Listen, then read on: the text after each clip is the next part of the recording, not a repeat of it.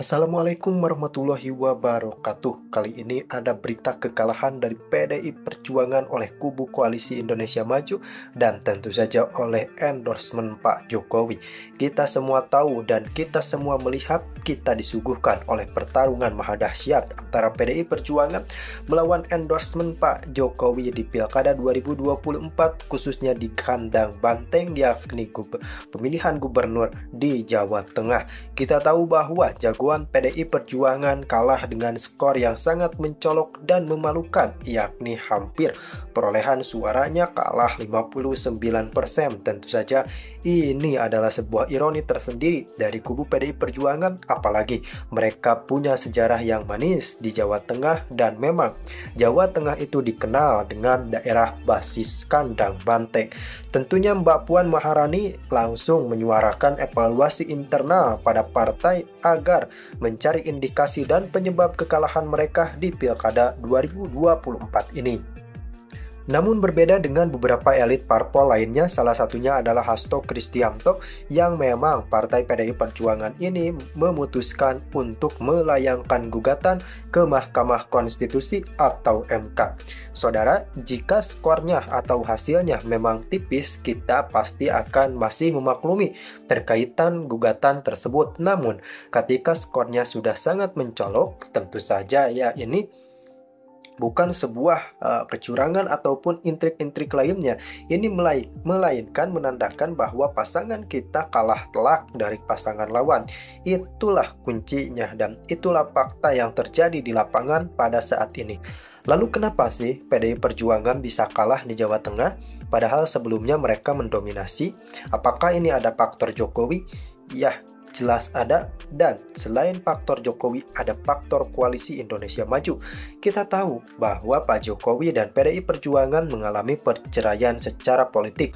Mereka berbeda arah sejak Pilpres 2024 dan puncaknya kalau saya lihat adalah di Pilkada 2024. Bagaimana endorsement Pak Jokowi cukup efektif di Pilkada 2024 meskipun balik lagi tidak semuanya menang.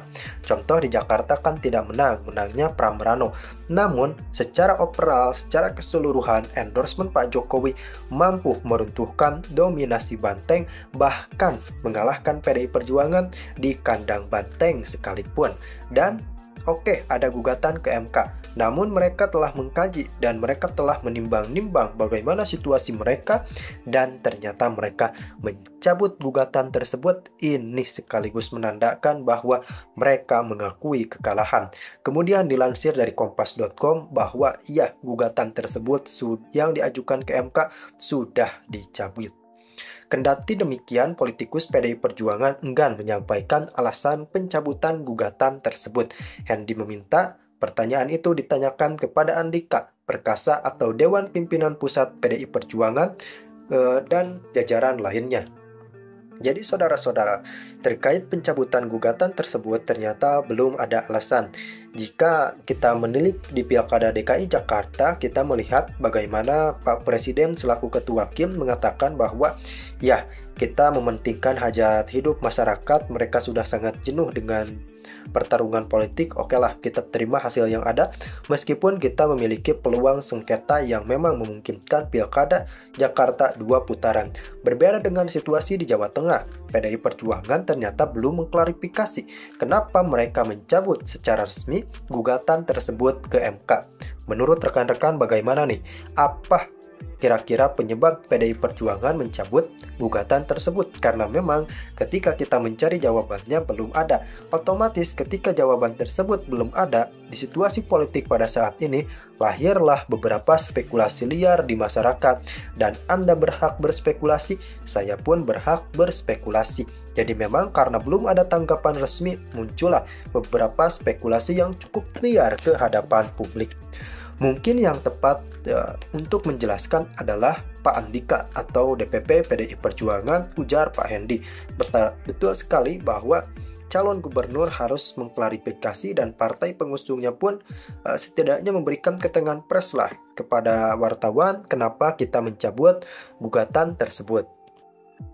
Sebelumnya, dalam sidang permohonan, kubu Andika dan Hendi meminta MK untuk mendiskualifikasi pasangan Ahmad Lutfi Chat Yasin yang memang sebagai pemenang Pilkada Jawa Tengah.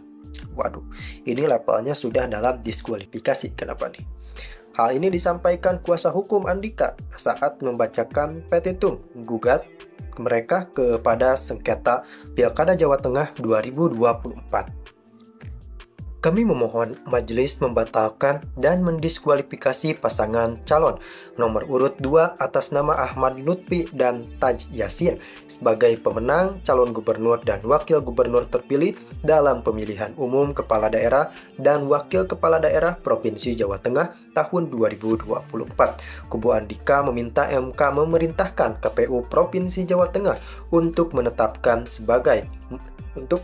mereka sebagai gubernur dan wakil gubernur terpilih Jawa Tengah terkait hasil pilkada.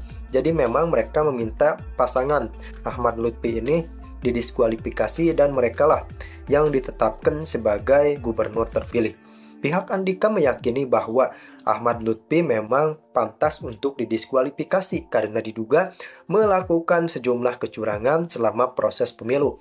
Balik lagi ketika kita berbicara soal kecurangan, kita berbicara bukti yang relevan dan dilaporkan ke pihak terkait. Jadi, selain kita memiliki dugaan, kita harus memiliki bukti yang kuat serta otentik dan bisa dipertanggungjawabkan. Ini adalah sudah menjadi konsekuensi hukum yang harus kita taati. Namun, ketika mereka berbicara untuk meminta mendiskualifikasi dan menggugat adanya kecurangan dan melakukan pencurangan, di satu sisi pada saat ini mereka mencabut gugatan ke MK. Jadi otomatis bahwa sangkaan, dugaan-dugaan adanya kecurangan selama proses pilkada atau kampanye sudah dimentahkan. Mereka yang menuduh, mereka yang mementahkan pula. Terima kasih telah menyaksikan.